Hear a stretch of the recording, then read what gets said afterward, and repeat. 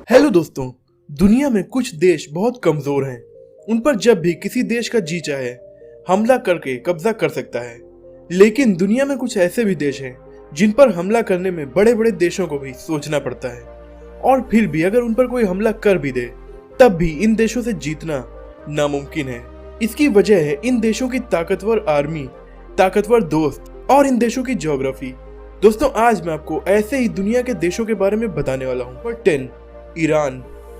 Iran का पूरा नाम है Republic of Iran. Saudi Arab, Turkey और अमेरिका जैसे ताकतवर और एकजुट दुश्मन देश होने के बावजूद ईरान पर वर्ल्ड वॉर 2 के बाद से कोई भी देश हमला नहीं कर सका है। ईरान की मिलिट्री में है लगभग 5 लाख सैनिक, 1658 टैंक्स, 137 फाइटर प्लेन्स। एक बड़े युद्ध में लड़ने और खुद को दुश्मन से बचाने के लिए ये सब काफी है। लेकिन इससे ज्यादा ताकत दूसरे देशों के पास है। तब भी इस देश में घुसना इसके पहाड़ी इलाकों की वजह से काफी मुश्किल है। ईरान की गवर्नमेंट के पास बहुत से अंडरग्राउंड मिलिट्री बेसेस का नेटवर्क है जो ईरान के लगभग हर शहर के 500 मीटर नीचे बना हुआ है। Number 9, Australia. दुनिया के सबसे खूबसूरत देशों में से एक ऑस्ट्रेलिया को भी जीतना नामुमकिन है। कैसे, आइए जानते हैं। इसकी वजह इसकी आर्मी नहीं बल्कि इसकी ज्योग्राफी है। ऑस्ट्रेलिया से जीतने लायक और ताकतवर देश उसके आसपास कोई है ही नहीं। उसके पास के ताकतवर देश हैं चाइना, इंडिया, जापान, जो ऑलरेडी ऑस्ट्रेलिया से हजारों किलोमीटर दूर है। जापान ऑस्ट्रेलिया से 11,000 किलोमीटर की दूरी पर है और बीच में है समुद्र। जो देश ऑस्ट्रेलिया के पास हैं वो इतने ताकतवर नहीं कि उससे जीत सके। इसके अलावा अगर कोई देश ऑस्ट्रेलिया पर हमला कर भी दे तो वो खुद को ही मुसीबत में डाल लेगा, क्योंकि ऑस्ट्रेलिया की 98% पॉपुलेशन समुद्र के किनारे बने शहरों में ही रहती है और बीच का ऑस्ट्रेलिया एकदम खाली पड़ा है, जो कि हजारों किलोमीटर का रेगिस्तान और जंगलों वाला इलाका है। इसमें कहां कहां पर ऑस्ट्रेलियन आर्मी बेस है ये कोई नहीं जानता। और वर्ल्ड वॉर 2 के दौरान जापान ने ऑस्ट्रेलिया पर कब्जा करने के लिए हमला किया भी था, लेकिन इन्हीं कुछ रीजंस की वजह से जापानियों को अपना इरादा बदलना पड़ा। Number 8, Russia. अगर आप जानना चाहते हैं कि रशिया से जीतना कितना कठिन है तो आप अपने वक्त के दुनिया के सबसे ताकतवर लोग यानी नेपोलियन और हिटलर से पूछ सकते हैं, लेकिन इसके लिए आपको टाइम मशीन की जरूरत पड़ेगी। नेपोलियन और हिटलर ने अपनी बेहद ही ताकतवर आर्मी के साथ रशिया पर कब्जा करना चाहा था, लेकिन उन्हें वापस लौटना पड़ा। रशिया की सेफ्टी की वजह इसकी ज्योग्राफी है, क्योंकि ये दुनिया का सबसे बड़ा देश है। इसकी ज्यादातर जमीन पहाड़ों, जंगलों और बर्फ से घिरी हुई है।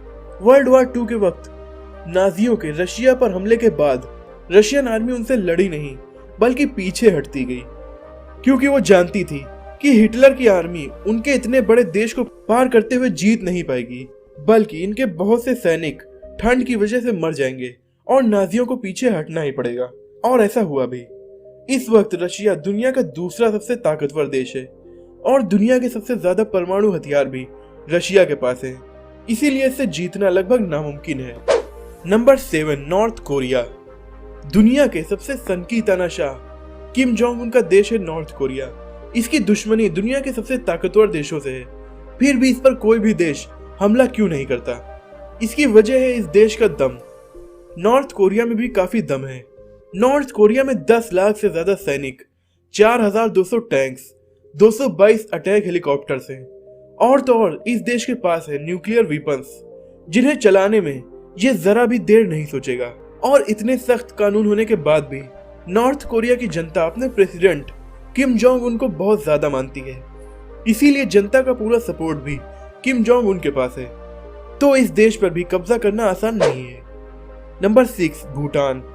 भूटान दुनिया के सबसे एकांत देशों में से एक है, जो इंडिया के उत्तर में हिमालय पहाड़ों में बसा हुआ है। इसकी आर्मी में केवल 6000 सैनिक हैं और इसके पास एयरफोर्स भी नहीं है, तो फिर इस पर कब्जा करना इतना कठिन क्यों है? ये दुनिया के उन चुनिंदा देशों में से एक है जिस पर कभी भी किसी भी देश ने कब्जा नहीं किया। सन 1700 में ब्रिटिश एम्पायर ने इस पर हमला किया था। बेसिकली इन्होंने ज्यादातर देशों पर हमला किया था, लेकिन भूटान पर कब्जा करने में कामयाब नहीं हो पाए थे। इस वक्त इस पर कब्जा करना इसलिए इम्पॉसिबल है क्योंकि इसमें हर जगह पहाड़ ही पहाड़ है, इसलिए इस पर टैंक्स का जाना तो इम्पॉसिबल ही हो गया। दूसरा मेन रीजन है कि इस देश की सुरक्षा करने का वादा इंडिया ने किया है। इंडिया भूटान को हथियारों और पैसों की मदद भेजता है। साथ ही भूटान की छोटी सी आर्मी को ट्रेनिंग भी इंडिया ही देता है और इंडिया दुनिया का चौथा सबसे ताकतवर देश भी है। ऐसे में भूटान पर किसी देश का कब्जा करना इम्पॉसिबल है। Number 5, Israel. इजराइल एक बहुत छोटा सा अरब देश है और अपने आसपास के सभी देशों से इसकी दुश्मनी भी है। फिर भी अब तक इस पर कोई भी देश कब्जा करने में कामयाब क्यों नहीं हो सका।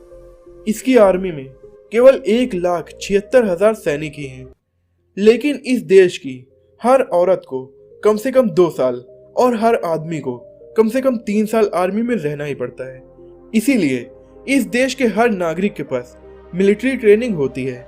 इसके बाद दुनिया के सबसे ताकतवर देश अमेरिका का पूरा सपोर्ट इस देश को है। इसके अलावा इस देश ने दुनिया का सबसे advance military defence system develop कर लिया है, यानी ये देश एक सुरक्षा कवच से घिरा हुआ है। इसमें कोई भी मिसाइल इंटर नहीं हो सकती। Number 4, Canada. दुनिया का दूसरा सबसे बड़ा देश है कनाडा। इसकी आर्मी में केवल 95,000 सैनिक ही हैं।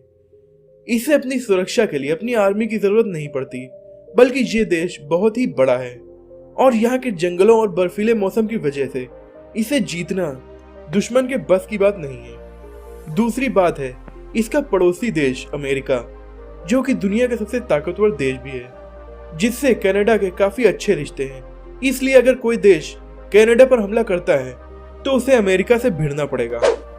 Number 3, Switzerland. स्विट्जरलैंड के डिफेंस सिस्टम के बारे में मैंने आपको एक वीडियो में काफी डिटेल में बताया है। आप ऊपर कार्ड पर क्लिक करके उस वीडियो को देख सकते हैं। दुनिया के सबसे पीसफुल और खूबसूरत देशों में से एक स्विट्जरलैंड पर हमला करना भी इसकी ज्योग्राफी की वजह से काफी मुश्किल है। स्विट्जरलैंड की आर्मी छोटी है। इसमें 1,50,000 सैनिक और 156 एयरक्राफ्ट हैं, लेकिन इनसे लड़ने के लिए दुश्मन को एल्प्स के पहाड़ों पर जाना होगा और इन पहाड़ों के बर्फीले मौसम में लड़ना किसी भी आर्मी के लिए काफी कठिन होता है। और इन पहाड़ों में लड़ने की आदत स्विट्जरलैंड की आर्मी को तो है ही। दूसरी सबसे बड़ी बात है स्विट्जरलैंड के दोस्त। इसके सारे पड़ोसी देश ताकतवर हैं और इसके दोस्त भी हैं, जैसे जर्मनी, फ्रांस और इटली। तो किसी भी हमलावर देश को पहले इन देशों से निपटना पड़ेगा। Number 2, India.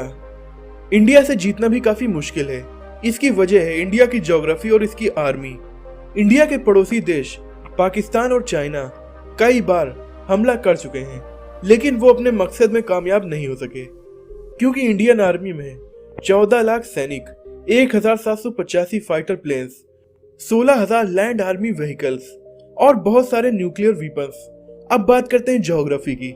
इंडिया का उत्तर का ज्यादातर भाग हिमालय से घिरा हुआ है, जो कि दुनिया के सबसे ऊंचे पहाड़ हैं। इन खतरनाक पहाड़ों में रहती है इंडियन आर्मी, तो दुश्मन देश के उत्तर से आने के चांस नहीं है।